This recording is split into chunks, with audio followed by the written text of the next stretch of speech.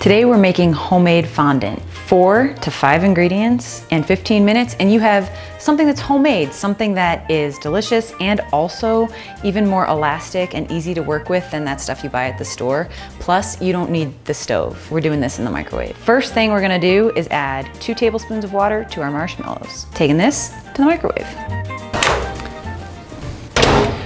40 seconds, full power. This might be hot. This one isn't, but in case your bowl is, be careful. We're gonna stir this. Ooh, look at that.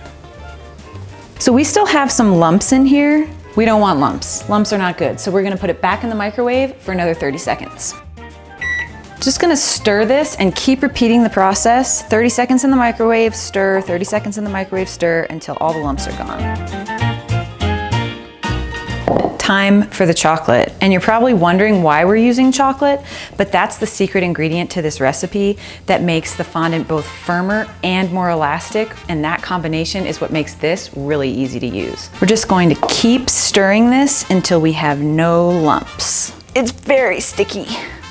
This is looking really good. Everything is incorporated, we have no lumps, so it's time to add the color. I really like to use gel food coloring because you can control the color a lot more than if you use candy melts from the beginning, and using gel rather than liquid does not change the consistency of your fondant, which is really important. So we're gonna use a toothpick and just add a few drops at a time.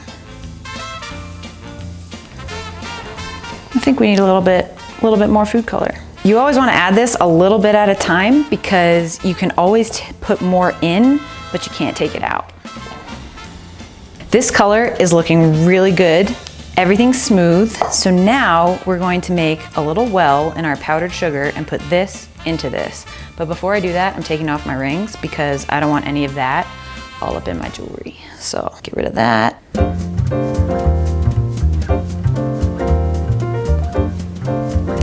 This is so sticky, but it's a good sticky, all that sugar. It's actually kind of satisfying because this is very warm. Feels like something you'd play with when you were a kid. Our next step is mixing, which is followed by kneading. So we're just gonna get all of this incorporated and try to keep the powdered sugar in the bowl. Let's see how that goes. This feels really nice. It's like a spa experience. You can see the sugar strands coming together. Ah! Okay, it looks raggedy now, but it's gonna come together and be smooth. Like so many things, it has to get worse before it gets better. This is getting pretty close, so I wanna dump it out onto my work surface and start kneading. It's like kneading really overworked bread dough. Just want everything to come together. So use your muscles. So we have a real thing. This is fondant. It all came together, still getting some breakage though, so we're gonna keep kneading a little while longer. So you can see that this has gotten so much smoother. We're not getting those cracks. Look at that, it's a thing, for real. What's really great about this is you can keep it at room temperature for 2 months.